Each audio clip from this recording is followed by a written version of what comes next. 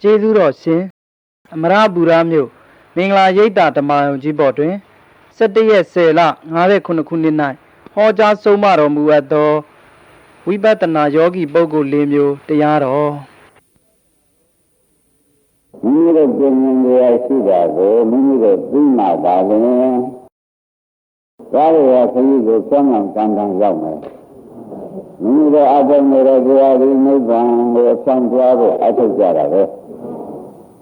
အဲဒီလိုအထုတ်တဲ့တရားမှာဘာလို့နေတယ်ဆိုတော့စာဝတိလို့ရှိရင်လေရာဖြစ်ပြီးဝရမကိုကြိုးစားကြလို့ရှိရင်ဒုက္ခသတ္တငြိမ်းတဲ့နိဗ္ဗာန်ဘယ်လိုကတကားတုတ်တဲ့နိဗ္ဗာန်အမြင်ရှိရောဘဝတွေမှာလွတ်တဲ့နိဗ္ဗာန်ကလိစ္ဆာစာရှိသောဖြစ်ခြင်းစာရှိတွေမှာငြိမ်းတဲ့နိဗ္ဗာန်ဆိုတာရောက်အဲ့ဒါအထုပ်ကြီးကမှနေတာလေရာမဖြစ်တော့သေးတယ်လေခရီးကမပေါက်သေးဖြစ်တတ်တယ်အဲ့ဒါလေရာလေးကိုရှင်းဖို့ရာကိုစင်္ကာရိပုတ္တရာကအမေခံပြီးရှင်အနန္ဒကမေးထားတာရှိအဲ့ဒါစင်္ကာရိပုတ္တရာမေးခံတဲ့ပုဂ္ဂိုလ်ရှင်အနန္ဒကမေးတဲ့ပုဂ္ဂိုလ်ဆိုတော့စင်္ကာရိပုတ္တရာကလည်းဒီမှာဖြစ်တဲ့ပုဂ္ဂိုလ်ရှင်အနန္ဒကလည်းတတ္တဗံတိပိဒပုဂ္ဂိုလ်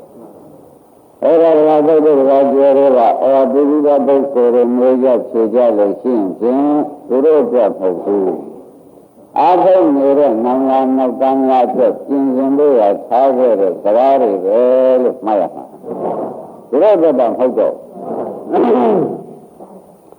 ရောဂံတွေပြတ်မဟုတ်တာကလည်းဆိုတော့စင်္ကာရိပုတ္တရာကအာတော်ကုန်ခံရမ်းတာဖြစ်ပြီးပြီဒါကြဉာဏ်နာလည်းသတ္တဗံစီပြီးပြီအဲ့ဒါသတ္တဗံစီပြီးတဲ့ပုဂ္ဂိုလ်ရမ်းတာဖြစ်တဲ့ပုဂ္ဂိုလ်ကိုမင်းများစုံစမ်းတယ်ဆိုတော့ဝါရမတို့ပြည်သာတိုင်းတဲ့နိုင်ငံနောက်သားတွေလေရာကိစ္စလေရကိစ္စကိုဖြည့်စွမ်းလို့ရဘယ်နေရာလေးငါဘာဖြစ်ရမလဲဆိုတော့သူ့ရဲ့ပါရတဲ့ဆိုပြီးသူတို့နှစ်ပါးအဖြေနဲ့အမေပြုလုပ်ကြတယ်လို့ဒါကြတဲ့ဒါပြောလို့မှားရမှာအဲ့ဒါဒီလိုပြောတော့ဒီလိုအထုတ်နေတဲ့အတွက်မှာလေရာဖြစ်ဖို့နမူနာပေးတာပဲလို့မှားရမှာဒါပေမဲ့ဒီရေးကြည့်တဲ့ဆိုပြီးကြတာဘုန်းကြီးဓမ္မတွေအထုတ်ဆဲဖြစ်တဲ့ဓမ္မတွေအတွက်အမှန်တမ်းရေးကြည့်တယ်ဆိုတော့ဆိုတာပေါ်လာတာပေါ့။ဒါမှမဟုတ်ဘယ်လိုလေးချက်မျိုးကလေးချက်ပဲအမေကလေးချက်ခြေလေးချက်ရှိပါတယ်လို့မှတ်ရမှာနော်။ပါဠိလိုတုန်းကမြုပ်တဲ့ဟာနာဘာဝရလို့ဆိုတော့ဘုရားပါဠိလိုကိုမြန်မာလိုဓမ္မတွေပြန်ကြားပြီးဒီကလာနေတော့နားမလည်ပဲဖြစ်မှဆိုလို့မြန်မာလိုပဲပြောကြပါစို့ဝိပဿနာလေးလုပ်တဲ့ပုဂ္ဂိုလ်ဒီလုပ်တဲ့လုပ်ခြင်းတစ်မျိုးဝိပဿနာကငါလည်းလုပ်တဲ့လုပ်နေတာပဲဆိုတော့တေလုံးနေတာလုပ်ဒီကားလို့ရှင်ချင်းဆက်ရုပ်တဲ့သဘောရောက်တယ်ဝိပဿနာခရီးမပေါက်တဲ့အလုံးမျိုးပဲလေ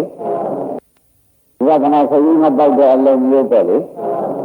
ဝိပဿနာကိုဆက်ရုပ်တဲ့လုပ်ခြင်းဖြင့်လုံးနေတဲ့ဝိပဿနာတစ်မျိုးလို့သင်္နာမှာမှတ်ရဝိပဿနာတော့လုံးနေတာပဲတို့တော့သူဝိပဿနာပြည့်စုံအောင်မလုံးနိုင်တဲ့အတွက်ဝိပဿနာမှာဆက်ရုပ်မှုနဲ့လုံးနေတဲ့ဝိပဿနာယောဂီပုဂ္ဂိုလ်တစ်မျိုးဆက်ရုပ်မှုနဲ့လုံးနေတဲ့ဝိပဿနာယောဂီတစ်မျိုးလို့မှတ်ပါဆက်ရုပ်မှုနဲ့လုံးနေတဲ့ဝိပဿနာယောဂီပုဂ္ဂိုလ်တစ်မျိုးပါတယ်ဒီဝိပဿနာတော့လုံးမရတော့ဆက်ရုပ်နေတာကိုသူကမသိဘူးဒီလိုမရတာတော့မဟုတ်ဘူးနော်ဒီလိုရတော့ရနေတာပဲခရီးမပေါက်မပေါက်ကိုရှင်စားတာကမှတ်ရမယ်ဒီလိုရတော့ဝိပဿနာလုံးနေတယ်ဆိုဘယ်သူနေနဲ့ရှင်သူကသာတာပဲမှတ်ထားလိုက်တာပဲ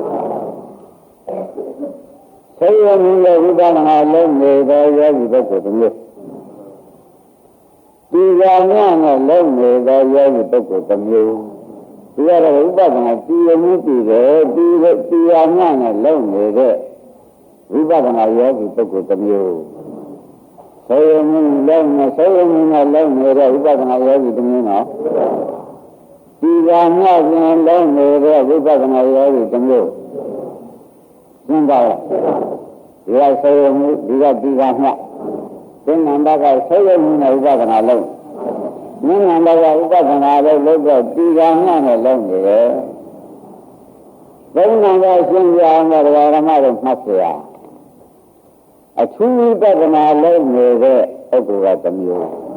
ရှိတယ်ဒါမျိုးဒါဖြင့်သင်္နန္ဒကဆေးမှုနဲ့ဝိပဿနာလုံးနေတဲ့ပုဂ္ဂိုလ်တစ်မျိုးဒီကမြတ်နဲ့ဝိပဿနာလုံးနေတဲ့ပုဂ္ဂိုလ်တစ်မျိုးအထူးလုံးနေတဲ့ဝိပဿနာယောဂီပုဂ္ဂိုလ်တစ်မျိုးရောကြထိုးထိုးထုံထုံလုံးနေတဲ့ဝိပဿနာယောဂီပုဂ္ဂိုလ်တစ်မျိုးဗမျိုးရှိတာဒီကမြဥပဒတိဆေးရုံကြီးနဲ့ဝိပဿနာလုံးနေတာကတစ်မျိုးဒီကမြကဝိပဿနာလုံးနေတာကအထူးလုံးနေတဲ့ဝိပဿနာယောဂီပုဂ္ဂိုလ်ကတစ်မျိုးထိုးထိုးထုံထုံလုံးနေတဲ့ဝိပဿနာယောဂီပုဂ္ဂိုလ်ကတစ်မျိုးဗမျိုးရှိတာမတ္တဇေကံမှာမတ္တဇေကံပါဘယ်လိုလုပ်တဲ့ပုဂ္ဂိုလ်များဒီလိုကျပြီးစဉ်တဲ့ပြီးတိုက်တဲ့ပြီးကောင်းတဲ့ဓမ္မပါလင်ရာဇတ်တွေကကျေခီးပါရမယ်အဲ့ဒါဓမ္မတွေဒီယန္တာနဲ့တတ္တဗံပုဂ္ဂိုလ်ရဲ့မင်းများမှုကြီးသူတို့ရောက်ပြီးသားလမ်းကိုနေတာပဲဒီလိုကိုယ်တိုင်ကိုယ်ကျုံပြီးဒီကလာခရီးပေါက်ရောက်လာပြီးဒီကလာကိုယ်ကျုံပြီးဒီကလာခရီးပေါက်ရောက်လာပြီးဒီကလာသူတို့အတွက်ဖြင့်တန်ဖိုးမရှိမှု၍မင်္ဂလာမောက်တမ်းများသည်မြည်ပြီးဒီကလာလုံရှိကြပါစေဆိုတဲ့သဘောကိုအကြောင်းပြုပြီးဒီကလာအမေးဖြင့်လုပ်တယ်လို့ဓမ္မတွေမှတ်ထားသဘောပါတောင်းဒီကမြနဲ့ဥပဒနာလုံးနေတဲ့ပုဂ္ဂိုလ်ဆိုလို့ရှိရင်ဆေးရုံကြီးနဲ့ဥပဒနာလုံးနေတဲ့သင်္နနာပုဂ္ဂိုလ်စပြောဆေးရုံကြီးနဲ့ဥပဒနာလုံးနေတဲ့သင်္နနာပုဂ္ဂိုလ်ရှိပါတယ်။ဒါရုံနဲ့နေတဲ့ခါကြလို့ရှိရင်မိမိတို့မှာမဆောက်တည်လဲဒါကြရင်ငါးပါးတည်လိုက်ရှိနေတာ။ဆောက်တည်လဲအထူးရှိတာပဲ။မဆောက်တည်လဲငါးပါးတည်လားအမြဲတမ်းတည်လားဖြစ်ပြီးကြလာနေတော့ကြဘယ်ပုဂ္ဂိုလ်မဆိုဒီလားရှိနေတာပဲရှိနေတော့ကိုပြပြတဲ့အခါပြပြကလေးသိရမှာပေါ့လေဒါကြောင့်အများအားဓမ္မတွေမှာမိစ္ဆသီလမိစ္ဆဆိုရမျိုးကသီလကဆန်းရှုပ်အများအားသီလရှိနေတာကဓမ္မတွေတန်ခါမှာ၅ပါးသီလဒါကြအများအားရှိနေတာကဘာပါလာလဲအဲ့ဒီ၅ပါးသီလကဆောက်တည်လို့ရှိတာလေရောကျေမဆောက်တည်ရောရှိပြီးကြလာနေတယ်ဆိုတာဓမ္မတွေကပတ်ထားလိုက်တာအဲ့ဒါကိုကဘယ်လိုလဲကြတယ်ဆိုတော့၅ပါးသီလတွေကဗန္ဓိပါဒာရင်းငါကာမဂုဏ်နဲ့ဆောရမှုသာဝရသူရမေရဆိုတဲ့အင်္ဂါတွေတစ်ခုခုချုပ်ရင်းနေငါးပါးကချုပ်ရင်းနေတယ်ဆိုရပါလိမ့်ဝိပဿနာအားထုတ်နေတယ်တဲ့ဓမ္မတွေနော်ဝိပဿနာအားထုတ်ပြီးကြလာနေတော့သူ့မှာဆိုးရရဲ့နဲ့ငါးပါးသီလတွေကဓမ္မတွေချုပ်ရင်းပြီးကြလာဆိုးရနေတဲ့ဝိပဿနာကလုံးနေတာပဲတဲ့ဝိပဿနာလုံးပြီးကြလာနေများတော့လေသူ့မှာဒီ၅ပါးတွေကဓမ္မလေးချုပ်ရင်းပြီးကြလာနေတော့ဝိပဿနာလေးတော့ခရင်ပေါ့ဘာကြောင့်လဲလို့မေးရန်တယ်လို့ရှင်ဒီလ၅ပါးတော့တဘာဝကဆွေးရင်ဆွေးရုံနဲ့တဘာကြအားရပြီလားတော့တဘာဝဆွေးရုံပြီးတဲ့ကာလဓမ္မတွေဘုရားဆောင်တဲ့ဝိပဿနာလုပ်ကိုလုံးနေကြလို့ရှင်တဲ့ဒီတော့အမတန်ရပါတယ်လို့မှတ်ပါဒါတော့တဲ့ဝိပဿနာလုံးမှာဆွေးရုံပြီးတော့သူလုံးနေတယ်လို့မှတ်ရမယ်ဘာဖြစ်လို့လဲလို့နေဝန်ဆိုလို့ရှိရင်ဒီလာဘောကတဘာဝချုပ်ရင်းကိုရှိနေတယ်လို့ဆိုရ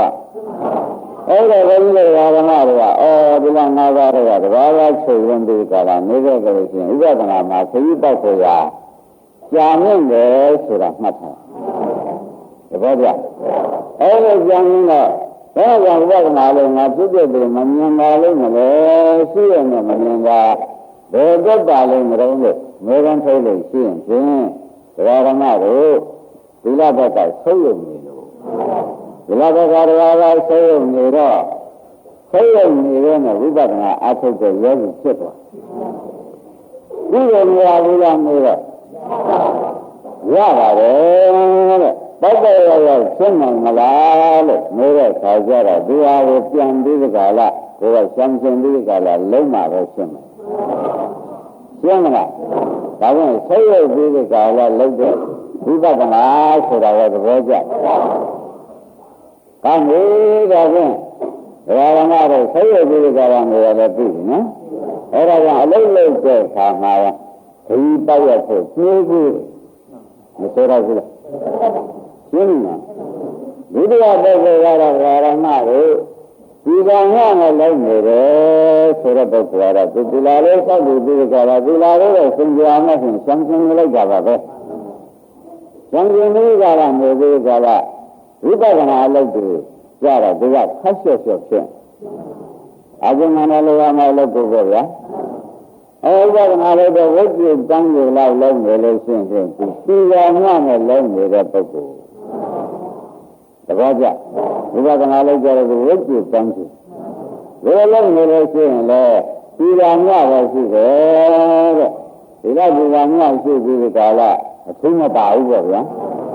ဒါကြောင့်ဒီကံရနဲ့လုံးနေတဲ့ပုဂ္ဂိုလ်လို့မဆိုရဘူးလားအဲဒီပုဂ္ဂိုလ်ကြပြန်တော့လဲဒီလိုမျိုးဘူးလဲရတယ်ရတယ်ငါကမြန်ခီးပိုက်ရမလားဆိုတော့ခါကြတော့သူဒီအထူးလုပ်ခဲ့တယ်လို့အထူးလုပ်ခဲ့ရှင်းတယ်ရှင်းလားဒါပြင်သင်္နံဘကငါးပါးဒီလာရဲတဘာဝချုပ်ပြီးလုပ်တဲ့ပုဂ္ဂိုလ်ပေါ့ဗျာမျက်နှာဘကဒီလာငါးပါးတော့ပြန်လို့ဉာဏ်ဆန်းလျှောက်ပါဥပဒနာကြတော့ခက်ဆက်လျှောက်ဒီလိုပြည့်နေရလို့ရှိရင်လည်းမှတ်နေကြမယ်မမှန်နေဘူးတဘောကြ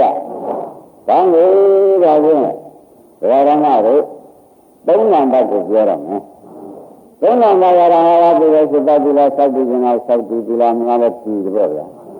ဝိပဿနာလို့ကိုကြီးကြီးဆက်ဆက်ကိုလုပ်လို့ဝိပဿနာလို့ကိုသူ့ကိုတန်ခါဆင်ပြီးကြလားသင်္သွားမရမနေတော့နဲ့မရမနေရှင်းကြတော့ပါမယ်လို့ဒီကားလို့ရှင်းကြလိုက်ဒီတော့ဝိပဿနာသူ့ဆင်ပြီးရှင်းကြဒီပြတော့ဝိသေသထူးသောလို့ကိုလုပ်တဲ့ပုဂ္ဂိုလ်လို့ဆိုတာတပည့်ကြဒါတော့ဒီမှာဆရာသမားချင်းနေတဲ့အတွက်ဒီပြဒေရမင်းသားရဲ့ဖြစ်တဲ့ဒေရမင်းပါတပည့်ကြ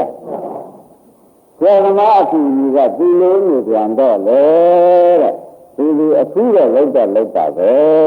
တဲ့မင်းကဘုံညာမရနိုင်သေးဘူးအထူးတဲ့လုပ်တာပဲဒီကလည်းဒီပါပဲဝိပဿနာရဲ့ဖြစ်တဲ့ကိုသူ့တလေပဲလောက်တာပဲဖြစ်ဖြစ်နည်းနည်းဖြစ်ဖြစ်မုန်းပါတယ်လုံးနေတာပါပဲအထူးတဲ့လောက်တာပဲဟုတ်လားအဲ့ဒီပုဂ္ဂိုလ်ဒီကားလို့ဆိုလို့ရှိရင်ဒီလိုနည်းနဲ့ဘုပုဂ္ဂိုလ်တွေကကမနှမေးတယ်နှမေးလေးတော့အဲ့ကြံနေသေးတယ်မှတ်လို့ဆုံးသရုပ်ကပုဂ္ဂိုလ်ပြောတော့မရရမလို့သရုပ်ကပုဂ္ဂိုလ်ကတော့ဘုရားငါးပါးဒီလားလဲသောက်ပြီးသာတဲ့ဒီကျင်းတဲ့ဒီကျင်းတဲ့လောနေရမယ်ဆိုပြီးလုံအောင်ပြီးနေတာလေနေဒီကလာအထူးတလေလေခဏကဒီလိုပင်ဉာဏ်ဖြစ်တဲ့မောလောက်တာလေဒါတော့သူကဘာထူးလာကြုံနဲ့ငဲတဲ့အခါသူကသစ္စာကိုဆရာကောင်းသမားကောင်းဆိုတာနာထားတော့သူကသစ္စာကြအောင်အောက်ဆုံးပြီးသူကလုပ်လိုက်တပည့်ကြသစ္စာကြအောင်ဖောက်ပြန်ပြီးလုပ်လိုက်တဲ့ပုဂ္ဂိုလ်ဖြစ်လို့တော့ကြောင့်တဲ့ပြိဿပုဂ္ဂိုလ်ကတော့တဲ့အထူးဆိုရင်ဒီတဲ့ပုဂ္ဂိုလ်ကြီးအလုပ်လို့မှတ်ပါဒါပြန်ဓမ္မတို့အထူးဆိုရင်သိစာကြည့်အောင်အထူးဆိုရင်ဒီသိစားတဲ့ပုဂ္ဂိုလ်လုံးဝခရီးပတ်ပါလားဆိုတာမှတ်ရမှာသဘောကျလားဒါကလည်းအဲ့ဒီတော့ဒါကပုဂ္ဂိုလ်လေးမျိုးကိုဆရာဆင်းကြီးကခေါ်ပြတယ်ရုပ်သေးကမှလည်းတဲ့ပုဂ္ဂိုလ်တစ်မျိုးဒီရုပ်လေးကဥပဒနာလုပ်တဲ့ပုဂ္ဂိုလ်ကတစ်မျိုးအထူးဥပဒနာလုပ်တဲ့ပုဂ္ဂိုလ်ကတစ်မျိုးသိုးရင်ဥပဒနာလုပ်တဲ့ပုဂ္ဂိုလ်ကတစ်မျိုးဒီဓမ္မတွေကြတော့ဘုရားကသီလရဆိုရင်ခင်ဗျားတို့ကခင်ဗျားတို့ဇံကျင်တွေက လောက်ကြမှာပဲဖြစ်မှာပဲထိုးရင်းလေးနဲ့အထူးလောက်ကြတယ်ဆိုရင်ဆရာဘုန်းကြီးကနေရင်းဟောထိုးရင်းကလည်းဆိုတော့ဖြစ်တဲ့ဉာဏ်နဲ့ဖြစ်တဲ့မဟုတ်ဆိုတာလည်းနေရင်းဟောတာဒါကြထူးလို့ရဟောတာတော့ထိုးရင်းလေးဆိုတာလည်းတရားဓမ္မဝင်နေရင်းကြနေတော့ဒီကြနော်ငုံလာလို့ရှိရင်ခင်ဗျားတို့ဘာမှရှိတဲ့ဝိသိတဲ့ဖြစ်ဖြစ်နန်းဖြစ်တဲ့ဖြစ်ဖြစ်ဒါဒုက္ခသစ္စာပဲလို့ခင်ဗျားတို့သုံးချက်ချက်စမ်းနိုင်အောင်လုပ်ပါထိုးရင်းဒီကလာဒီကလေးဇာတိဝတရားကထုံးပြီးဒီကလာမသိမရှိလိုက်တာနဲ့ဒါဖြစ်ပြဒုက္ခသစ္စာပါပဲလို့ရာဇဝတဲ့ကတိုက်တဲ့ဟောတာအဲ့ဒါတော့သစ္စာကြောင့်သုံးချက်ချက်ချလိုက်မှသာရင်ထိုးရင်းလေးဖြစ်ပြီးမဉ္ဇဉ်ပညာပေါ်ဒါကြောင့်ဒါကြောင့်ခရိဒပုဂ္ဂိုလ်ရှင်တွေဟာတော်ရေးရှိတာပေါ့ဒါကြောင့်ကောင်းပြီဒါဖြင့်ရာဂမတို့သင်္ဃာမပုဂ္ဂိုလ်ကသိရုပ်တဲ့ဥပဒနာလေးလုပ်တဲ့ပုဂ္ဂိုလ်သိမှုနဲ့ဥပဒနာလေးလုပ်တဲ့ပုဂ္ဂိုလ်ဒီကံနဲ့ဥပဒနာလေးလုပ်တဲ့ပုဂ္ဂိုလ်အသိဥပဒနာလေးလုပ်တဲ့ပုဂ္ဂိုလ်သိခြင်းဒီကံအသိနဲ့လုပ်တဲ့ဥပဒနာလေးလုပ်တဲ့ပုဂ္ဂိုလ်ဘယ်နည်းရလဲမဘောဇကံပါဒိဥစ္စာနော်အဲ့ဒါဒီပုဂ္ဂိုလ်လုံးမျိုးတာဓမ္မတွေကသိထားပြီကျန်နာမကရှင်သာရိပုတ္တရာဘယ်နဲ့မေးကြရောဆိုတော့မေးကိုမေးကြပါဦးလို့ရှင်ရတဲ့ကျန်နာမကရှင်သာရိပုတ္တရာမေးလိုက်ယခုကနိဗ္ဗာန်ရမှာပုဂ္ဂိုလ်ကလည်းဘယ်အကြောင်းကိုထောက်ပံ့လောက်နိဗ္ဗာန်ရတာကလေးယခုကနိဗ္ဗာန်ကိုမြတ်မောက်ဒီဒီကရာမရောက်တဲ့ပုဂ္ဂိုလ်ကလည်းဘယ်အကြောင်းကိုထောက်ပံ့ကြမရောက်ပါလိမ့်မလဲရှင်းမလားယခုကနိဗ္ဗာန်ရောက်တဲ့ပုဂ္ဂိုလ်ကလည်းဘယ်အကြောင်းကိုထောက်ပံ့ချမ်းရောက်ပါသလဲယခုကနိဗ္ဗာန်မရောက်တဲ့ပုဂ္ဂိုလ်ကလည်းဘယ်အကြောင်းကိုထောက်ပံ့လို့နေလို့မရောက်ပါလိမ့်မလဲရှင်းမလားမေးလိုက်ယခုကနိဗ္ဗာန်ရောက်တဲ့ပုဂ္ဂိုလ်ဘယ်အကြောင်းကိုထောက်ပံ့ကြရောက်ပါသလဲယခုကနိဗ္ဗာန်မရောက်တဲ့ပုဂ္ဂိုလ်ကဘယ်အကြောင်းကိုထောက်ပံ့လို့မရောက်ပါကြဘူးရှင်းမလားဒီမေးတာဉာဏ်နာကရှင်ဂရိတုပြမေးတာဒါမျိုးရမယခုကနိဗ္ဗာန်ရောက်တဲ့ပုဂ္ဂိုလ်ကဘာလဲဘယ်အကြောင်းကိုထောက်ပံ့ကြရောက်ပါလို့မလဲရှင်းမလားယခုကနိဗ္ဗာန်ရောက်တဲ့ပုဂ္ဂိုလ်ကဘာလဲဘယ်အကြောင်းကိုထောက်ပံ့လို့လို့ရောက်လေးလေးပါလို့တစ်ခုပဲသင်္ကန်းကအမေကပါတော့ယခုကနိဗ္ဗာန်ရောက်တဲ့ပုဂ္ဂိုလ်များကတော့ဘယ်ကြောင့်ပဲထောက်ပံ့ပြည့်စုံလို့ရောက်ပါကြလဲရှင်းမလားယခုကနိဗ္ဗာန်မရောက်တဲ့ပုဂ္ဂိုလ်ကတော့ဘယ်ကြောင့်ပဲထောက်ပံ့လို့မရောက်ပါကြလဲလို့ဆိုတာဓမ္မတွေရှင်းမလားမေးလိုက်ရှင်းမလားဒါဓမ္မတွေသင်္ကန်းကဘယ်လိုမေးရလဲ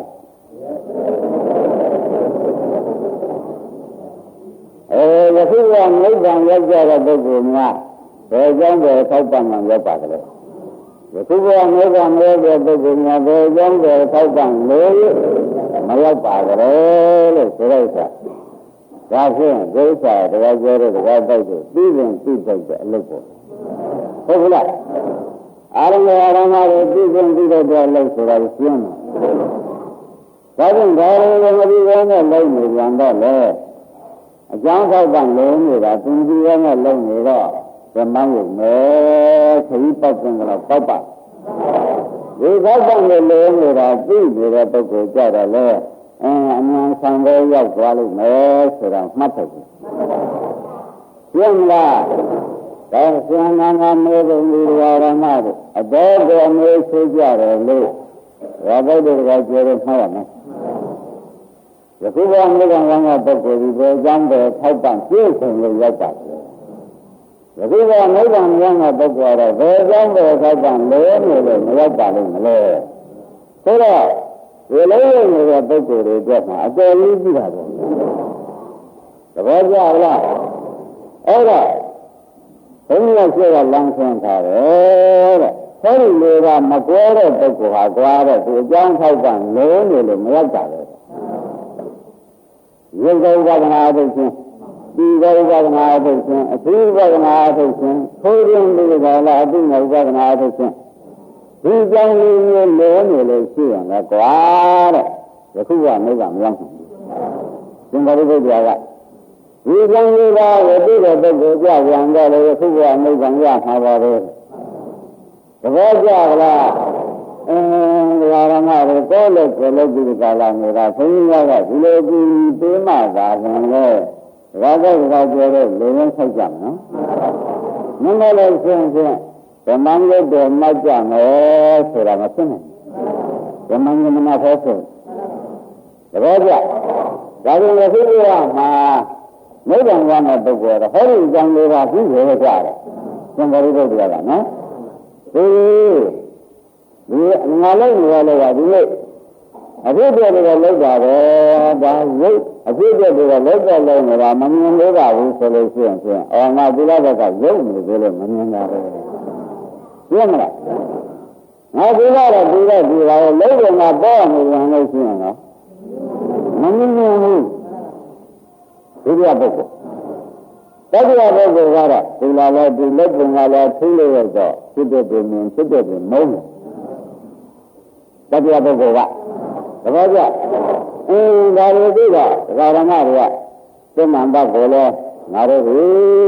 ပြင်ဆင်ရမှာဟုတ်လားသိမှန်ပါနဲ့ငါတို့လုံးနေတဲ့ခူးတောက်ဉာဏ်မှန်ပါနဲ့ငါတို့နေပြန်လဲသိမှန်ပါကြအောင်သိမှာလို့မဆိုတော့ဘူးသိမှန်ပါမှာလဲတခုလိုနေသေးတယ်ဆိုတော့ဘယ်မှာလဲဒီပြင်းဒီပြမုန်းတဲ့ဉာဏ်လိုက်တာရှိပြီးရနေမယ်ဆိုရင်လေသစ္စာမဖော်ရတာနဲ့သစ္စာဥစ္စာကိုမသိတာနဲ့လေမင်းကဘုံညာကြီးအကြောင်းအတွက်သွားဆင်မယ်ဖြစ်တယ်ဘူးလားအဲ့ဒါကိုဖောက်ကြည့်တော့မှဓမ္မတွေသင်္ခါရုပ္ပဒေဒီလိုရဲ့အကြောင်းကိုသူ့ဟာသူသိလာလို့ဓမ္မကဟောလို့သူသိလာလို့ဒီလိုဆိုတော့သုံးနံပါတ်လို့ဒီလိုဒီလုံးနံပါတ်ကိုလည်းတက်လိုက်မှဆိုရင်ကွာရယခုကနိဗ္ဗာန်ရပါတယ်ဘာသာမှမလိုပါဘူးယုံကြည်ကြလားသုံးနံပါတ်ကျေစားပြီးလေးနံပါတ်ဖြစ်လို့ဆရာဘုရားဟောထားတဲ့တရားဓမ္မတွေကဒီပြင်းဖြစ်တဲ့မင်းလို့ရှိရင်၎င်းတို့ကဒီလိုလုံးအဖြစ်တဲ့ကြီးတဲ့ဒါဒုက္ခသစ္စာမှတော့ဘာမှမရှိဘူးဆိုတော့ထိုးရင်းကြီးတက်လိုက်လို့ရှိရင်လည်းဘာသာဝင်မှမလိုဘူးကြတဲ့ဒီလိုချက်ကိုကျောင်းရမရှိဟုတ်လားသိဉ္ဇရမရှိမှမှတ်ပြီးလောက်လိုက်လို့ရှိရင်ယခုကမေးခံရတဲ့ပုဂ္ဂိုလ်ပဲဒီလိုကြောင့်ကိုကောင်းကောင်းမှတ်ပြီးတဲ့ပုဂ္ဂိုလ်ကတော့သင်ရဲ့ဒီကနိဗ္ဗာန်မရနိုင်ဘူးဆိုတော့ဒီလိုဓမ္မတွေဒါရဝိသိနေတယ်ဆိုတာပေါ်လာ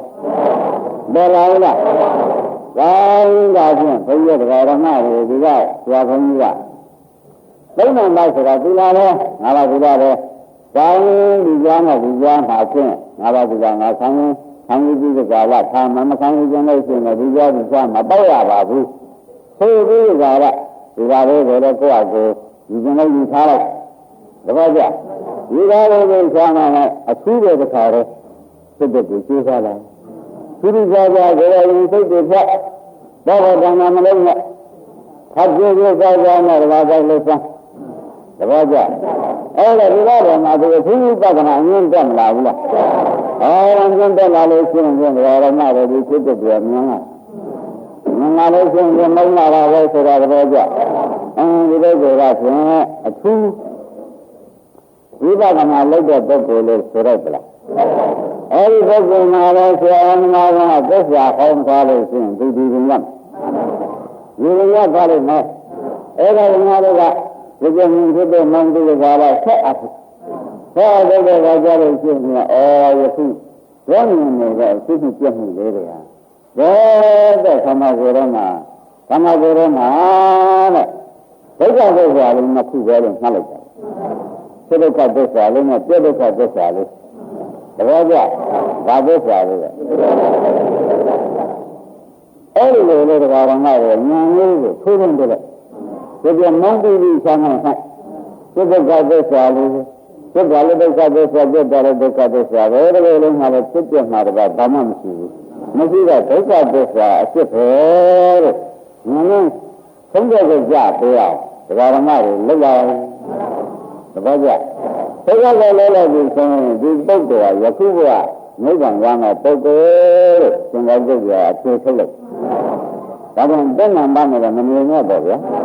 ဉာဏ်နာဒီလာလေးနဲ့တင်းတင်းဒီဝိပဿနာရောင်ရောင်လေးလုပ်နေနဲ့တခါတော့သုံးနာမှဖြစ်တဲ့ဒီလာလေးလည်းဖြစ်သွားဝိပဿနာလည်းကျေးဇူးဆောက်စားလေးလုပ်လိုက်အခုတော့ဗျာအခုကျေးဇူးဆောက်စားလေးတရားဓမ္မတွေကလုပ်လိုက်ပါတဲ့သူ့ချိန်တိုင်းနဲ့ပေါ့ဗျာအဲ့ဒီလိုဒီလိုကလာမင်းနာမှဖြစ်တဲ့ဘောဒီကားလို့ဆိုရင်ဒီလိုလုံးဟာဘာမှမရှိဘူးစိတ်ကနဲ့ပြတ်တာပဲရှိတယ်စိတ်ကနဲ့ပြတ်တာဟာလည်းဖြစ်တဲ့သဘောဒီကားလို့ဆိုလို့ရှိရင်သူ့ပေါင်းပြီးသိမ့်ချိန်လိုက်လို့ရှိရင်ဒုက္ခသဘောမှာတော့ဘာမှမရှိဘူးလို့ဒါကြောင့်ဒါတော့ကဆင်းရဲကိုဆက်လိုက်စိတ်ကနဲ့ပြတ်တာဘူးဒုက္ခသစ္စာသဘောမှာတော့ဘာရှိလဲအဲဒီတော့ဒုက္ခသစ္စာတဲ့ဒီဆိုကြတောင်းတဆက်ရတိကဆင်းဆက်ဆက်ချလိုက်လို့ရှိရင်ဒီလိုကနိဗ္ဗာန်ရမယ့်ပုဂ္ဂိုလ်ဘာသာရင်းမလို့ဘူးကွာဒီရတာဒီဝါရဏတွေစဉ်းစားကြည့်ပါလားတဏ္ဍာမကိုတော့ငါဘာနဲ့ငိုလို့မတော်သေးဘူးဆိုတော့ပြန်လိုက်ပြီဉာဏ်ဝါရဏကိုလည်းဒီလိုမျိုးမနေသေးဘူးဆိုပြီးပြန်လိုက်ပြီဒိဋ္ဌိနဲ့ကြတယ်ဒီလိုလေဒီငါ့ဘက်ကငါလေးလည်းဖြည်းဖြည်းကြလိုက်မယ်ဆိုတော့ဒီတော်တော့တန်းတက်လာတန်းတက်တာဒီကလည်းဆရာဘုရားမိသေးတယ်ဒါတွေကသစ္စာဆောက်ရမယ်လို့ပြလိုက်သေးလို့ဆိုလို့ရှိရင်ဒီဘက်ကဘာသာရင်းမလို့တော့ဘူးဒါကဒီကနိဗ္ဗာန်ရမှာတက်ကိုပဲပြင်းမလားဒါကြောင့်ဓမ္မတို့သုံးနံပါတ်နဲ့လေးနံပါတ်ဒီဓမ္မတွေမှာသုံးနံပါတ်ပြန်မရှင်းမှတ်တာနော်လေးနံပါတ်လည်းတက်ပြန်တိုက်လိုက်လို့ရှင်းရင်ယခုရနိဗ္ဗာန်ရမှာတက်ကိုပြောအဘိဓိရေကုန်ပြီဒီကအဘိဓိရေအကုန်ဟောတိကံရှင်းရမယ်ပုဂ္ဂိုလ်တွေပဲတပည့်ကြဒီဟာအဘိဓိရေပါရှင်းရဒီကအဘိဓိရေအကုန်ဟောတိကံရှင်းရမယ်ရှင်းမလားအဲဒီပုဂ္ဂိုလ်တွေကြားလို့ဆိုရင်သတ္တဗံဂရာကနာဂံဝန္တာဆိုတဲ့ပုဂ္ဂိုလ်တွေဖြစ်ပြီးကြလားဒုက္ခသတ္တငြင်းတဲ့ဒီရောက်ရမယ်ဒီလေးပါးနားလဲတဲ့ပုဂ္ဂိုလ်နော်ဒီလေးပါးကလေးပါးကလည်းနားလဲခါ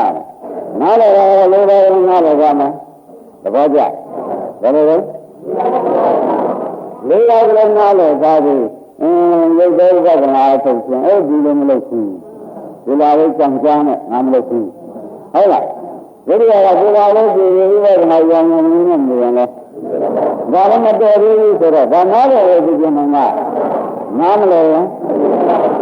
တတိယဘုရားကတော့အထူးရငါကိုဒီလာလဲလုံကျုံနေပြီဥပဒနာတော့ထူးရကျေးကြလိုက်မယ်ဆိုတော့ဒီတော့ထူးပေါက်လာပြီအဲ့ဒီကအထူးအတွက်ကိုဆရာဘုန်းကြီးကမင်းနဲ့ဖြစ်ပြမုန်းပြီးခဲ့တော့ဒါရီဒုက္ခသစ္စာမှာဘာမှမဟုတ်ဘူးလို့မိမိခန္ဓာရဲ့ရုပ်နာတွေရုပ်ဖြစ်ဖြစ်နာမ်ဖြစ်ဖြစ်မြင်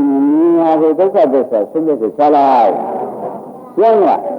အဲဒီတော့ချလိုက်ရင်ဆိုရင်ဒါသီးပေါက်တာပဲဒီကနိဗ္ဗာန်ရမယ့်ပုဂ္ဂိုလ်ပဲဉာဏ်နန္ဒာကသင်္ဃာရိပုတ္တရာမဲလို့ဉာဏ်နန္ဒာကိုသင်္ဃာရိပုတ္တရာကဒီလိုကနားလည်လို့ရှိရင်စောင်းပါနားလည်လို့ရှိရင်ဘွာဒီကနိဗ္ဗာန်ရမယ့်ပုဂ္ဂိုလ်ပါပဲဆိုတော့စောင်းဆိုတော့လည်းဒီလိုဆရာဝန်ကောင်းနဲ့ပြောမှစောင်းရမယ်တရားဆောင်းရမယ်တရားသိတာဟုတ်ဒီလိုမှမသိပဲနဲ့အားပါလို့လည်းသိလို့ရတာဒီလိုဆိုပြီးဒီလိုခလေးသိနေတော့ဒီမြင်နေတော့နိဗ္ဗာန်မရပါဘူးတပည့်ကြအခုကသိတော့ဒီဘာလို့လဲဆိုသိတယ်ဒီတော့နိဗ္ဗာန်ကိုမှန်းလိုက်လို့ရှိရင်ကောင်းလာပြီပါပဲအစရှိနေလုံးတွေကဒီရုပ်နေရဟုတ်လားသိနေတာအထူးရောထိုးလုံးရောဒီနာလေးလုံးနေကြတယ်စံတော်ဘုရားကအဲ့ဒါအရင်ကဘာကိုဆောင်းပြီးကြလားအမှန်မပါကိုဆောင်းမှပါဘုရင်ယခုကနိဗ္ဗာန်ရမယ့်ပုဂ္ဂိုလ်လို့ငါပြောပါတယ်စံတော်ဘုရားကပြောမလားဒါလည်းနိဗ္ဗာန်လို့ရမယ်တော့ဘာလို့လဲတော့ကောင်းတာလို့ကောင်းလို့ပြောတာပဲမကောင်းတာလို့မကောင်းလို့ပြောတာပဲတော့ဘာလဲဘာဖြစ်လို့ဒီလိုတော့ဆိုတော့ပတ်တယ်များတော့အတော်ကိုကြားချတယ်မတော်ဘူးလားဒါကဒဂရမတွေဒီတရားမှာရဒဂရမတွေကဘယ်ဆိုရင်ဟုတ်လားဆိုရင်အထူးသဖြင့်ဆိုရင်ဒီဘယ်ရှိပါရလားဆိုတာတော့လား သုံးနံပါတ်ကအထူးကြီးလေးနံပါတ်ကသိုးရင်းတကယ်ကြသုံးနံပါတ်ကလေးနံပါတ်ကဆက်တော်လာဒီကမိဂံဝါဟာတော့ဒီလိုနဲ့ဒီလိုကဆိုင်ရန်ဆိုင်ရန်လို့မသိလို့ရှိရင်တော့မရနိုင်ဘူးဆိုတော့တကယ်ကြတော့ပြည်စုံပြည်တောက်လို့ဟောတာဘူးဗျာဒါကြောင့်ဒီလိုမျိုးလို့ဒီလိုပြည်တွေလည်းမသိဘူးဆိုလို့ရှိရင်ဒီကယူပြီးပြောကြရှိတယ်လို့ရှိရင်ဒီကသူသစ္စာကငါသစ္စာနားနေမှုကသိတန်းတဲ့အချိန်တကယ်ကြဒါကြောင့်လည်းအရဟတို့ဒီလိုပဲကြည့်အောင်လို့ဒီပြည့်စုံလို့ဉာဏ်လို့သစ္စာတွေလည်းကြည့်အောင်လို့ပါသစ္စာကြည့်အောင်လို့ဆိုတော့ဒီပြည့်စုံဒုက္ခသစ္စာပဲဆိုတော့ဉာဏ်နဲ့ကြည့်ပေးမှာဒီလိုရတဲ့သံဃာရဲ့ပုဂ္ဂိုလ်ကဘုရားမေတ္တာရတဲ့ပုဂ္ဂိုလ်ကဒီလိုလေးတဲ့ပြီးတဲ့ပုဂ္ဂိုလ်ကလေးတဲ့ပြီးကဆံငံဆံငံမှာပြီးတာဆံငံနဲ့မသိဆံငံနဲ့မသိတကယ်ကြဆံငံနဲ့ပြည့်စုံလို့ဘယ်လိုလဲအဲ့ဒီလိုပြီးတဲ့ပုဂ္ဂိုလ်ကြတယ်ဒီလိုမေတ္တာရတဲ့ပုဂ္ဂိုလ်ကအနန္တရလို့သင်္ဃရိပုဂ္ဂိုလ်ကသိချရှိတယ်တကယ်ပါလားဒါကြောင့်တရားရမှာတို့ဘုရားမှာထောင်ကြံမှာတော့ထောင်ဆန်းဟုတ်လားဒီချိန်မှာဒီလိုလေးတစ်ခါတော့ဒီချိန်နဲ့ဒီချိန်ချင်းဘယ်နည်းနဲ့ငါဒီကားလို့ဆိုလို့ရှိရင်ဒီလိုလေးငါးပါးလေးတော့ဖြင့်တန်းကြတော့မှဆိုပြီးတဲ့ကာလဖြစ်တဲ့တွေသူကြည့်ကြလဲဝိရိယစိုက်ကြည့်တယ်ဒါကြလို့ဘယ်နဲ့မှစပ်လိုက်တကယ်ပြဘယ်နဲ့မှစလိုက်ဒီလိုရည်ပြန်စိုက်ကြည့်ကြတယ်ဒါကြဒီလိုကတောင်းပြီးဖြစ်ဖြစ်ဖြစ်မမြင်ရအောင်သူ့ရဲ့ကြိုးစားတာတော့မှဆိုပြီးကြိုးစားတယ်ဒါကြတော့ဒီကနေ့နဲ့တော့မစားဒီလိုမျိုးတော့သူ့လိုရှားနေဒါအပြော့သားအမှန်သားလို့ဆိုတော့သူ့လိုရှားလိုက်အဲ့တော့ဘုန်းတော်ကသူစပြီးလက်ခံလိုက်အဲ့တော့ဘုန်းတော်ကလည်းဒီလိုမျိုးဖြစ်ဖြစ်မင်းနဲ့ဘုရားနာမည်တက်လာဒီလာတော့လုံးဝတတ်တယ်ဆရာဘုန်းကြီးကဟေးမင်းကြီးဆန်းနေတယ်မင်းမြင်နေတဲ့ဥစ္စာကိုဒါမှမဟုတ်ကဒုက္ခစိတ်ကိုမင်းတို့ကြည့်ကောင်းနေတာပဲလို့ဆိုတော့သူကမြင်လာပြီးတော့ဖြစ်နေတယ်ဒါဒုက္ခပဲလို့ပိတ်ချလိုက်တာပဲဘုန်းကြီးကအဖြစ်ပြတရားပဲဗျအဲဒီလိုပုံစံလို့ဒီဆင်းရဲခြင်းဒီဒုက္ခတွေဆုတ်ပြောက်သွားပြီးဒီကဒုက္ခနိဗ္ဗာန်ပေါ်လာမှာပဲဆိုတော့လည်းမြင်ဟောမှုကရှင်းနေတော့တရားဓမ္မတွေသင်ရှားပြီးပြီးသားဖြစ်မှာပဲဖြစ်တယ်လားဒါရယ်ဉာဏ်ရင်းမှုကဖြစ်တာနဲ့တရားဓမ္မတွေဉာဏ်ရင်းလည်းသင်္ကြန်ပုဂ္ဂိုလ်မေရတွေသူကနိဗ္ဗာန်ရမယ့်ပုဂ္ဂိုလ်ကဘယ်လိုပုဂ္ဂိုလ်လဲယခုကနိဗ္ဗာန်ရမယ့်ပုဂ္ဂိုလ်ကဘယ်လိုပုဂ္ဂိုလ်လဲဆိုတော့သင်္ကြန်ပုဂ္ဂိုလ်ကဖြေကြတာအဲဒီကနေ့ရုပ်တော်ဝိညာဉ်လို့ရှင်ဟုတ်လားဒီဝိညာဉ်လို့ရှင်အဘိဓမ္မာလို့ရှင်သိရင်းဝိညာဉ်လို့ရှင်ဒီလိုရနာလို့ဒီဆံရန်ကိုဝေဒနာနဲ့ပုဂ္ဂိုလ်ရတော့ဒါတော့သူဆိုကြဒီဘနိဗ္ဗာန်ရတာဒီလိုကြောင့်လည်းမဒီဘဲနဲ့သင်္ခါရနဲ့မျိုးလိုက်သင်္ခါရနဲ့မျိုးလိုက်ဆိုရင်တော့သံဃာတွေဝိဇ္ဇာဒီကမရဟန်ဘူးတဘောကြရတာအင်းလာတော့ဒါတော့တကားပြောတော့ဘယ်ကစကြမလဲဘုန်းတော်ကစပြီးလေးနံပါတ်တက်ပြန်တက်လိုက်လို့ရှင်းခင်ခင်ဗျားတို့သိကြပါပြီသဘောကျလားရဟန်းတော်ကိုကြီးကဖြေလို့ဘောဓရံပုဂ္ဂိုလ်ကိုရှင်မင်းကမိုးလို့ဒီမင်းတော်ကိုဖြေပြီးသားတော့ဆိုလို့ရှိရင်ခဏမှမရဆိုတော့ဖြေလို့တော့တောင်းဒါကြို့အလုတ်ဆုံးဒီလိုလောက်ကြတာပြောရနင်းနဲ့မလောက်ကြနဲ့ကွာလို့ပြောခဲ့တယ်။ပြောရရင်မလောက်ကြနဲ့ကွာဟုတ်လားဒီလိုဆောက်ပြီးသူ့ရဲ့လုပ်စမ်းတာဒါကြအခုလိုဒီသစ္စာဖေးတိုင်းပြီးတော့မြင်ရအောင်ဆက်လုပ်စမ်းတာဒီလိုကြောက်ကြတော့ဘယ်တော့ဒီကားလို့ဆိုရင်ဘိညာမျိုးစပြီးလေးကြလိုက်လို့ဆိုရင်ဘာသာရင်းမလို့ရတာဘူးဒီကားလို့ဆိုလို့ရှိရင်အလုံးစုံဒုက္ခခတ်သိမ်းတဲ့အပေလေးကတကားပုတ်တဲ့မိဒ္ဒံဆိုတဲ့တရားကြီးအပြင်ဘုရားရမှာပဲဆိုတာသိရတဲ့ဆက်ကျင်းကတောင်းကြရဆိုင်ဘယ်ပုတ်ကြနော်ဘုန်းတော်ကစားဖို့လုံးဝမပြတ်ပြတ်စမ်းတာအဲ့တော့ဒီရဏတွေကပြီးစေလို့လို့တာဟောတာက ရှင်ရသုံးနာမကစပြီးလေးနံပါတ်တက်ကြတာတော့များပါတယ်ဒါတော့တစ်ခုဒုက္ခတွေကများလုံးလို့ဆိုပြီးဒီလာလေးရဲ့မတိုက်ကြည့်တဲ့နေရာရှိနေဒီလာလေးကလည်းဒီလာနဲ့ဒီလာပြင်းနေနဲ့ခဏပဒနာလေးဝိကျွံလုံးနေပြန်လို့ဒါဝိတ္တာဖြစ်ဘုရားဒီလာလေးကိုပဒနာကဒဂရမလေးသံဃာလေးဝိရဆတ်ဆက်ဆက်ခတ်တော်တယ်နဲ့ပေါ့ဗျာဒီလိုဒီလိုဉာဏ်နဲ့နှင်းနှင်းလာလာနဲ့မရသေးဘူးဆိုတော့မရသေးတာသိချာသွားဒါကြောင့်ဒဂရမလေးသုံးနဲ့လေးလက်ကန်ထားပါဆိုတာကိုပြင်ပြလိုက်တာလေဒါလက်ကန်ထားတယ်ပြန်လာသုံးလာလာလေးလုံးဆိုတော့မေးတော့ထုတ်လို့ရှင်းတယ်သုံးလာဒီလားသူရှင်စောက်တူဒီကလာဝိပဿနာသိကြရတယ်ဘယ်ကြောင့်လဲကြမှာတော့ဆိုတော့မျိုးတွေနဲ့ကြောင့်သိကြတယ်အခုပြမြင်လို့ရဖြစ်ပြမင်းတို့ကြီးမင်းကမဟုတ်တာဒီလိုလေးရလို့ဆိုရင်သုံးနာလာရတယ်အာဒီကသုံးနာမှာမပြီးဘူးကဘုရားမှာတက်တာအောင်လို့ဆိုတော့သိပြီးမျိုးတွေကမင်းကြအောင်လုပ်ပြီးသိတာထားရတယ်ဒီလိုဒုက္ခဒုက္ခတွေလို့တကယ်တော့ဆုံးဖြတ်ဖို့ဆန်းအောင်လုပ်လို့ရှိရင်လည်းပြီးကြတာဒါပြန်ဘယ်ရမ်းရတော့ငိုကံလေးကလေးမီးကလေးလို့ငိုလို့ရှိရင်ဒီလိုပုဂ္ဂိုလ်ကအမီးကမဒီလိုပုဂ္ဂိုလ်ကအမလို့ရှိရင်ရောက်မှာကိုမဟုတ်ပါဘူးဒါကြောင့်ငိုဆိုမီးရမယ်ဝင်းလို့မဆိုရဘူးလားဒါကြီးလာရင်ဒီလိုတရားမှာဆိုဒီလိုပုဂ္ဂိုလ်ကိုဖြစ်ပြီးကြလား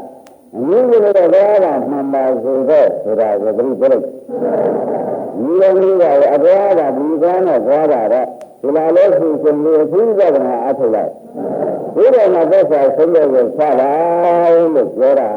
အနည်းငယ်ဖြစ်တော့ကြောင့်အရောက်ကသွားရတာကြီးကကိုကြီးတက်လားတပည့်တာကြအဲ့ဒါဝိသုဒ္ဓမေကံကံနဲ့ပုဂ္ဂိုလ်ကိုသုံးတဲ့လောကံနဲ့ဝိသုဒ္ဓမေကံကံနဲ့ပုဂ္ဂိုလ်ကိုကြားလို့ဆိုလို့ရှိရင်ဒီလေးချက်ကိုဒီအမှုကသုံးလို့ကံနဲ့နားမလို့တဲ့ပုဂ္ဂိုလ်ဘယ်တော့မှမရဘူးကြပြောရ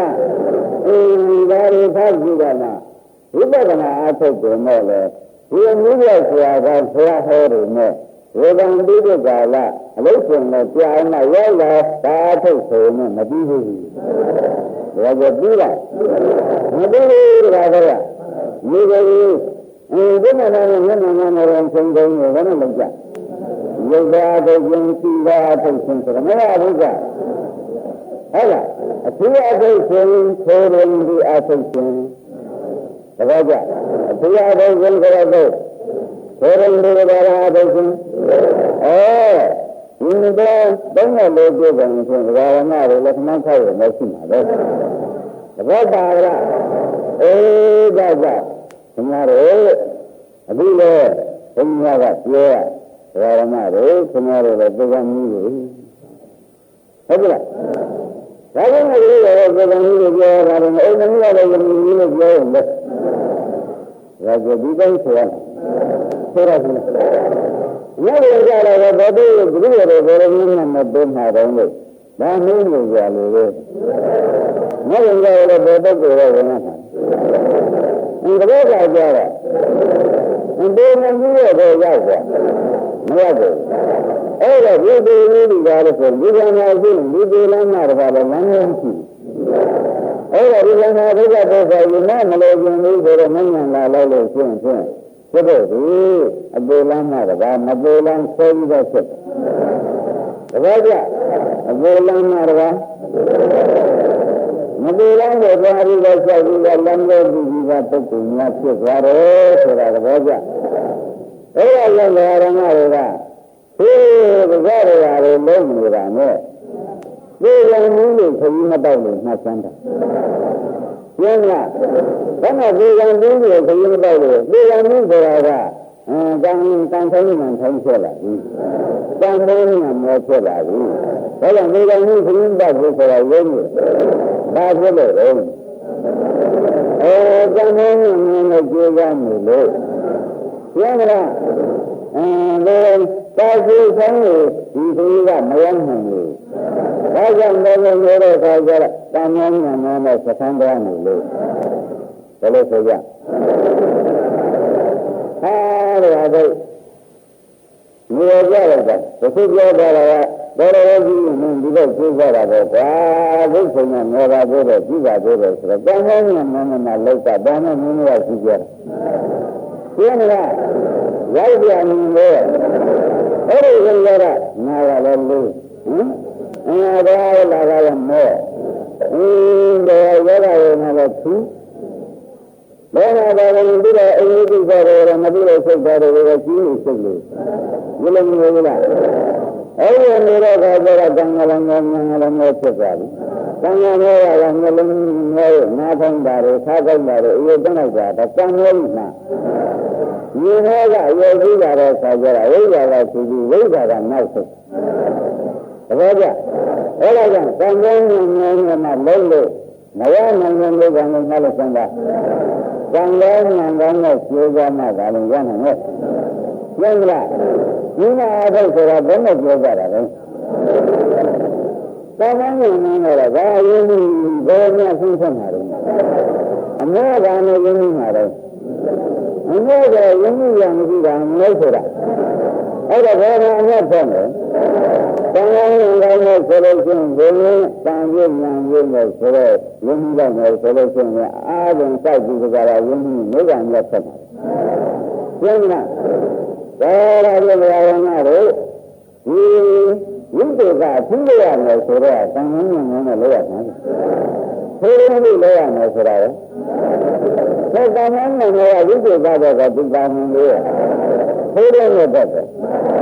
အဲ့ဒါကြောင့်ဘုရားတော်တို့သုံးလို့လက်ကန်ထားပြီးကြတာရမေကစပြီးပြေးကြတာ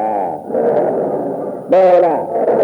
ဒါရီရတယ်ဘုရားမေကံရမှာပုဂ္ဂိုလ်အဘယ်ပုဂ္ဂိုလ်တုံးဆိုတော့ဒီလိုကနားရတဲ့ပုဂ္ဂိုလ်ပေါ်မှုလည်းနားရတယ်ဆောင်းမှုလည်းအဲ့လိုဒီပုဂ္ဂိုလ်ကဆိုကြပေါ်ရတာလေဘုရားမေကံရမှာပုဂ္ဂိုလ်ဒီလိုကနားရတဲ့ပုဂ္ဂိုလ်ဟာဘုရားမေကံရမှာလို့ဆိုတော့ကဒီတော်ဝိဇ္ဇာကဝိတော်ကိုဆိုလိုက်တာဒါကြောင့်ကိုယ်ကိုယ်ကိုချိန်ကြတာတော့ဘုရားဆိုရပါလို့မလို့ဆိုတာပေါ်လာပါလိမ့်ဒါကကြတော့ပေါ်လာဒါပဲလို့သိပြီလားဘောရမန္တန်ဘက်ကစကောင်းနေနော်ဒီကလေးဒီဘုရားကငါတို့အမြင်တက်လာ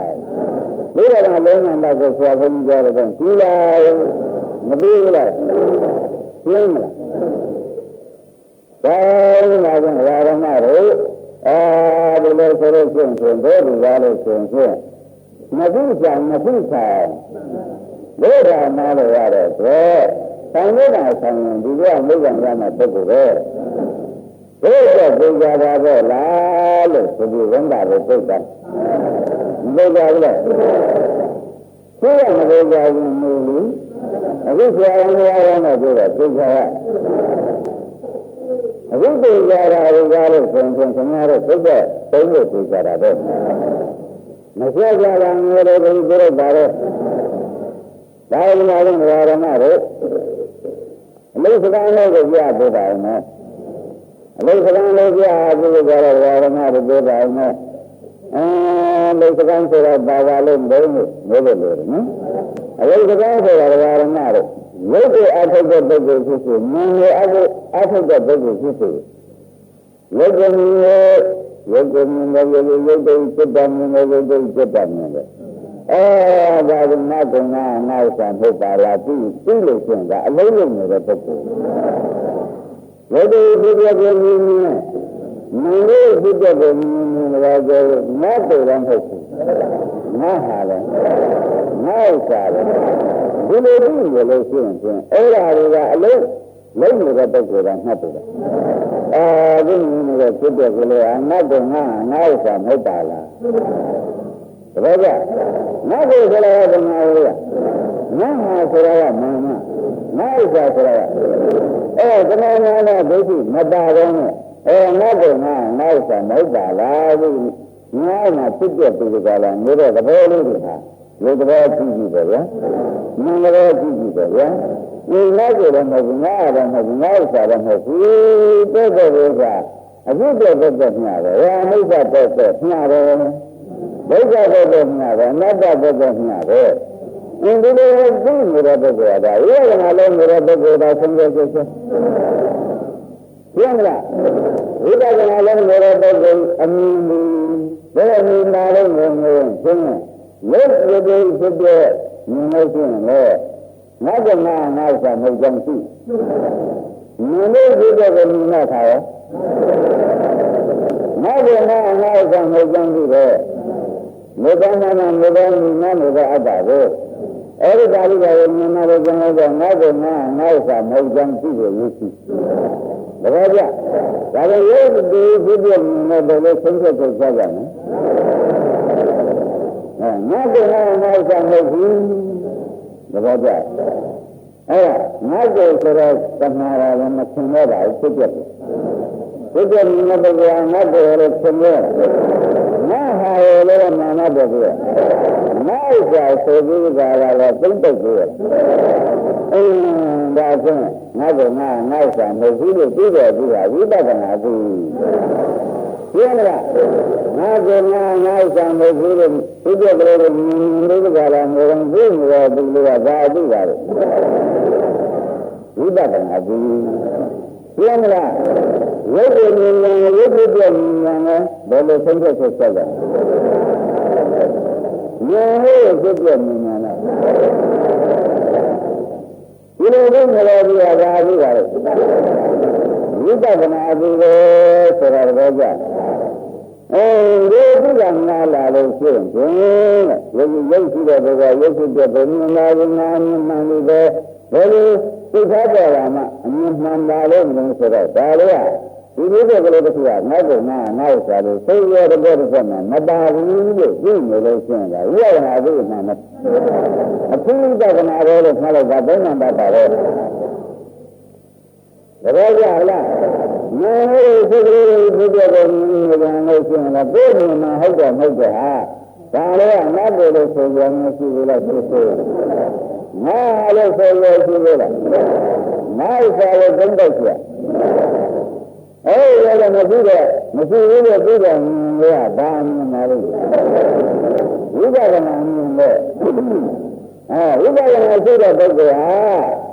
မြင်တဲ့အခါမှာဒီလိုဘုန်းကြီးပြီးကြလားမြင်ရမြင်ပြီးအမြင်မှန်တယ်ဒီကလေးကဒီကလေးမြင်လာလို့ဆိုလို့ရှိရင်မြင်တယ်လို့ခင်ဗျားတို့ပြောကြတယ်ပြောတဲ့အခါကျလို့ဆိုရင်ဒီမြင်ပြီးကားလို့ဆိုရင်တမန်မရှိလို့မြင်တာမာနမရှိဘူးဒိဋ္ဌိမရှိဘူးငါကငါဥစ္စာဆိုတော့ဒိဋ္ဌိတမာမာနဒိဋ္ဌိကိုဒီလိုနဲ့ဒါလည်းအဖြစ်ပြက်ကိုမြင်တာမြင်တဲ့ရဟနာတွေဘုရားကပြောပြလိုက်တော့မင်းမြင်တဲ့ဖြစ်ပြက်ကလေးဟာငါကိုဆိုနေရလားငါဥစ္စာအဲ့ဒီမဆိုနိုင်တဲ့အမြင်ကိုဖြစ်ပြအမြင်ကိုဟာတမာမာနဒိဋ္ဌိတတ်တဲ့ဝိပဿနာနဲ့အမြင်ပဲဆိုတော့ကလားဒါလေးဒါကြောင့်ဒါရာလာဟောနေတယ်လို့မှတ်လို့ဆိုရင်ရာလဲရတာပုဂ္ဂိုလ်ဟောနေတယ်တကယ်ကြရာလာတော့မင်းတို့ကားလို့ဆိုရင်မင်းမှာယုတ်တနာလို့ရှိတယ်ဗျာတဲ့မန္တနာလို့ရှိတယ်အဲ့ဒီယုတ်တနာမန္တနာတွေဉာဏ်နဲ့စိတ်ကြည့်တယ်ဆိုခဏခဏဖြစ်ပြနေရတယ်လို့ဉာဏ်နဲ့ခါကြတော့ငါကငါနောက်စားတယ်မင်းဆွဲဘူးကလားမျိုးလိုက်မဆွဲဘူးမဆွဲရင်လည်းအဲ့ဒါရတဲ့ဘုရားမြင်ရပြီကွာဘုရားကမဆွဲရင်လည်းဟုတ်တိုင်းမှန်ရပြီတော့မြင်ရပြီမြင်လာလို့ကျန်တော့ရတဲ့ဘုရားမြင်လို့ဟုတ်တိုင်းမှန်ရပြီတော့မြင်တကယ်ကြဒါလို့ရတဲ့ဘုရားမြင်ရလို့ကျင်းတယ်ဒါရရရတဲ့ဘုရားမြင်ရပြီလို့ကျင်းတယ်တဲ့မယုံမှန်ဆိုတော့တက်လာတာပဲဟေးဆိုပြီးကြတာနော်ဒီငါကငါဥစ္စာမဟုတ်ဘူးလို့ပြီးတော့ပြီးလုံးတော့ပဲရုပ်ရှင်ရုပ်ဖြစ်တဲ့ကလေးကိုတခါတော့သိစိတ်စိတ်ကြည့်နေတာမန်ကြီးတဲ့ကလေးသိစိတ်စိတ်ကြည့်နေတာပေါ့ဗျာဒီလိုရတာကြတော့ဆိုရင်ငါကငါဥစ္စာမဟုတ်တာကြီးနဲ့အပြည့်နေရတာဆဲရတယ်ကကာလုံးကငါ့ကလည်းမပြောက်ဆုံးနေလို့တော့မင်းကမုန်းညာတာပဲကွာတကယ်ကြလားသူကဒီလုံးလာတာလေရမဘယ်ရုပ်ပြင်းနေကောင်းလို့သုံးလာတာပြည့်နေတော့ ကိုယ်ရင်းနဲ့ကောင်းတာကိုယ်နာတတ်ပြီးကြလားကိုယ်လှုပ်ဆက်နေတဲ့ဘောတွေမြင်ရတာတကားပြောတဲ့တကားတောက်တဲ့ဘယ်နဲ့ဖြစ်လာလဲတကားကြ